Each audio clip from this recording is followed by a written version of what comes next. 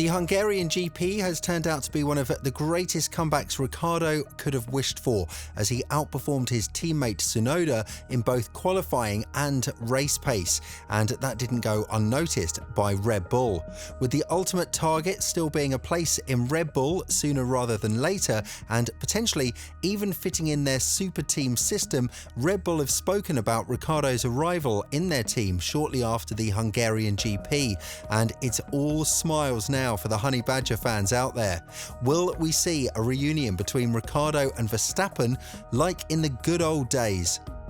Ricciardo has made the AT04 perform the way that he expected, hanging around the points finish and somewhere in between the midfield and the back markers. Considering that his race start was very poor and he just dodged a bullet by staying out of trouble in turn 1, he had to cover a massive amount of ground because at the beginning of the race his teammate Tsunoda was P11 after starting from P20, and Ricciardo was running in the last places on the grid.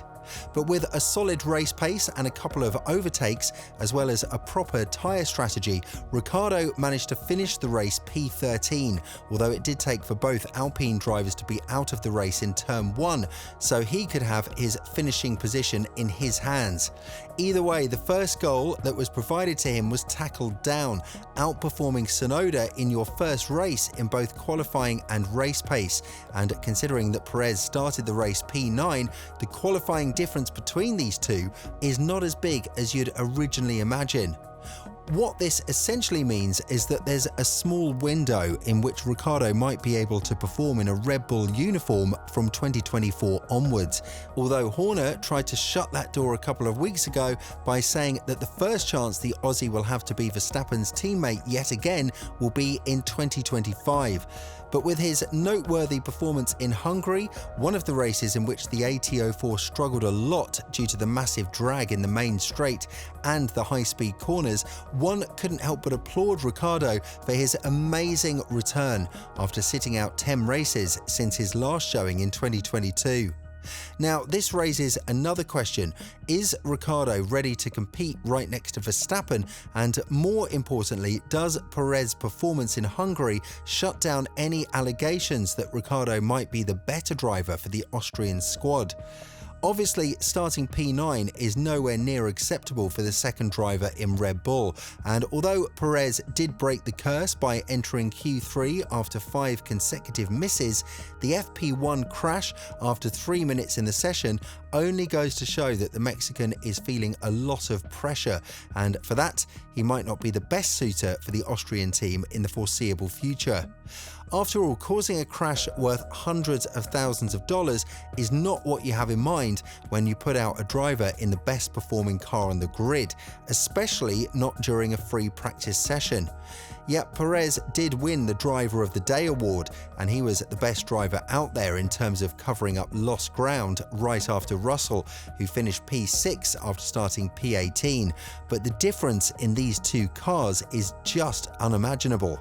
So anything outside P2 right now counts as a loss for Red Bull, and soon this may be a loss that won't be able to compensate given how fast the McLarens have caught up to the qualifying pace of the Red Bulls. Yes, Norris did finish 30 plus seconds behind Verstappen, but for the second consecutive race, he was able to finish in P2, which is a feature that not many drivers were able to achieve in 2023, pointing towards the fact that if Perez doesn't pick up the pace and show what he's made of, then the outcome would be very bad for him when it comes to driving the Red Bull car.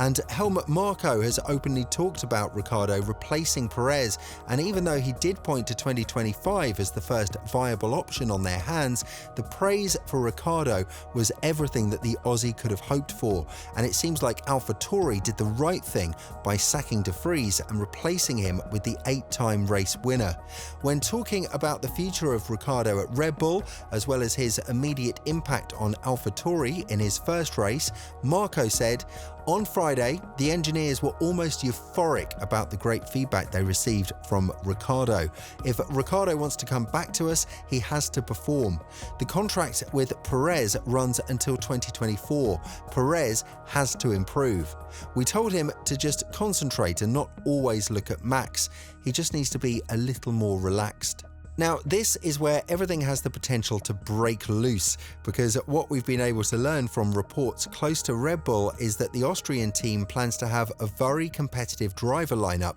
from 2025 onwards. And while the names of Norris and Leclerc were mentioned out there, it seems like both of these drivers are ready to continue their commitment to their respective teams. While it would make the most sense to go to Red Bull and try to beat Verstappen in the same machinery, I think that from what they saw in terms of second driver treatment with Perez in 2023, they would rather trust their own engineers and be the number one in their own team, just like Verstappen was in 2021, and pulled out a surprising move on the Dutchman. While Daniel was surprisingly good at the first race back in Hungary, it was definitely just one race, and we can't judge his performance based on this alone. This is something that Horner himself believes in, but even with such a predominant attitude that it's Perez, the driver, who would take the seat in 2024, when it comes to Red Bull and their patience for drivers who are not performing the way they are, I must say that the Austrian squad is not really famous in this area. De Vries got the same promises that he'll have one full season to prove himself, but after 10 races and no improvement at all, it was evident that the patience had already run thin and Ricciardo's role has been set clear. Improve alphatauri as a team, bring them back in the midfield, and maybe you'll have a chance to drive for us in 2025 or potentially even 2024.